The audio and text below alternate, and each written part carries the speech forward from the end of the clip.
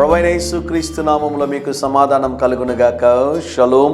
ఈ ఉదయకాల సమయం కొరకు నిర్గమకాండము 15వ అధ్యాయము 15వ వచనము జాగ్రత్తగా గమనించిన ప్రియులారా, ఉదయకాల సమయంలో 2 నిమిషాల సందేశాన్ని మొదటిసారిగా ఆరంభించింది మనమే.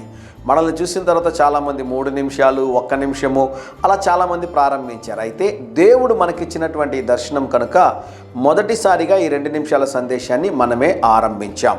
అందును బట్టి దేవునికి నేను స్తుతిగణ మహిమలు చెల్లిస్తున్నాను. ఒక చిన్న మార్పును మీరు గమనించగలరు. అదేంటి అంటే, అందరూ పెట్టేటటువంటి వాగ్దానాల్లాగా మన వాగ్దానాలు ఉండవు. కారణం ఏంటి అంటే, మేము కూర్చొని పరిశుద్ధ గ్రంథమైన బైబిల్ని ధ్యానించి అందులో ఉన్నటువంటి వాక్యాల్ని ప్రత్యేకంగా సపరేట్ చేసి మేము ఉదయకాల సమయంలో మీకు అందిస్తూ ఉంటాం. కనుక అందరూ పెట్టే వాగ్దానాల కన్నా మన వాగ్దానాలు కొంచెం డిఫరెంట్గా ఉంటాయి. అయితే ఈ ఉదయకాల సమయంలో మీకు దేవుడు మీకు ఇస్తున్న వాగ్దానం ఏంటో తెలుసా? చదువుతాను చూడండి. భయము, అధిక భయము వారికి కలుగును. దేవుడి నామానికి స్తోత్రం కలుగును గాక.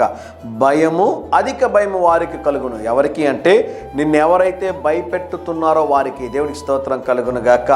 నీకు ఎవరైతే సమస్యలు కలుగజేస్తూ ఉన్నారో, ఇబ్బందులు కలుగజేస్తూ ఉన్నారో, సమస్యలు కలుగజేస్తున్నారో, నిన్ను భయపెడుతూ ఉన్నారో, అపాయమేది నీ గుడారంలోకి రాదు. ఏ తెగులు నీ గుడారంలోకి రాకుండానట్లుగా దేవుడు కాపాడబోతున్నాడు ప్రియులారా. ఇక్కడ దేవుడు ఇశ్రాయేలీయులకు ఇస్తున్న వాగ్దానం ఇది. అంటే వారు ఐగుప్తు నుంచి కానానికి ప్రయాణం అయిపోతుండగా చాలామంది శత్రువులను ఎదుర్కొన్నారండి.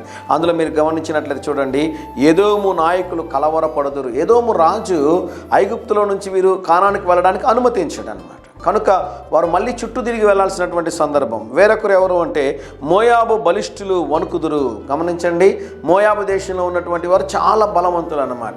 వాళ్ళని కూడా దేవుడు ఏం చేస్తానంటున్నాడు? వారు భయపడేటట్లుగా చేస్తానంటున్నాడు. మూడోదిగా మీరు గమనించండి, కానాను నివాసులందరూ దిగులొంది కరిగిపోవుదురు. వీరందరూ శత్రువులు అన్నమాట. ఒక మాట చెప్తాను, జాగ్రత్తగా వినండి. చాలామందికి శత్రువుగా ఉన్నాను నేను. చాలామంది శత్రువులు నాకున్నారు.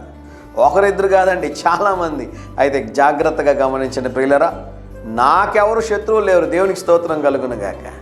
నేను వారికి శత్రువుగా ఉన్నాను, కానీ నన్ను ద్వేషిస్తున్నటువంటి వారు, నన్ను శత్రువుగా చూస్తున్నటువంటి వారు నాకు శత్రువులు కాదని దేవుని సేవకుడిగా తెలియజేస్తాను. ఎలా చెప్పగలరు శరత్ గారు అంటే, అలాంటి ఆలోచన నాకుంటే నా దగ్గర ఉన్న సోషల్ మీడియాను పెట్టుకుని రోజుకొకడిని ఏకి పారేసేవాడిని కదండి. ఆలోచన ఎప్పుడు లేదు. సేవకుడికి శత్రువులు ఉండకూడదు. ఇబ్బందులు కలిగించేవారు ఉండొచ్చు, సమస్యలు కలిగించేవారు ఉండొచ్చు.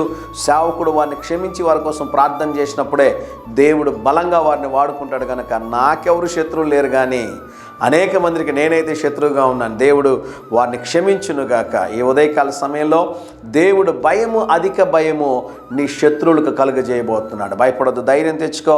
దేవుడు నీకు తోడై ఉండి ఈరోజు నీవు చేయి ప్రతి పనిలో నీకు సహాయం చేసి జయమును అనుగ్రహించునుగాక. ప్రియ పరలోకపు తండ్రి, మీరిచ్చిన ఈ శ్రేష్టమైన వాగ్దానము కొరకై స్తోత్రం. ఈ ఉదయకాల సమయంలో నాయన మా ప్రియులు తలపెట్టుచున్న ప్రతి కార్యములో జయమును అనుగ్రహించమని యేసు నామములో ప్రార్థిస్తున్నాము తండ్రి. Amen, amen.